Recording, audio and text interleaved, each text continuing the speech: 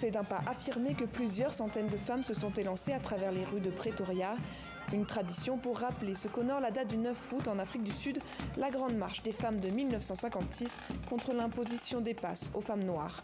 En tête du cortège, des policières reconnaissantes.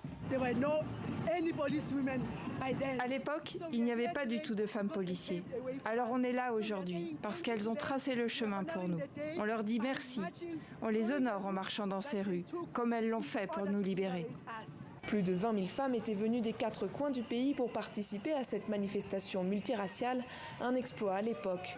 Et même si les passes ont finalement été imposées, les femmes n'ont jamais cessé de protester. Cette volonté de faire, elles l'ont transmise à leurs filles. J'avais seulement 1 an quand ma mère a marché dans cette rue pour aller au palais présidentiel. J'étais sur son dos. Aujourd'hui, je fais exactement la même chose qu'elle a faite alors. Mais maintenant, on se bat pour nos enfants et nous, les femmes qui sommes maltraitées. Les violences sexistes doivent tomber. Une femme sur 5 est aujourd'hui victime de violences sexistes en Afrique du Sud, un problème endémique.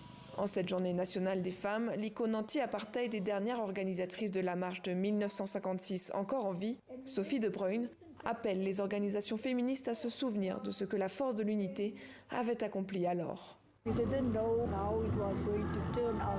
On ne savait pas ce que ça allait donner. On espérait et priait juste de toutes nos forces que les femmes viendraient.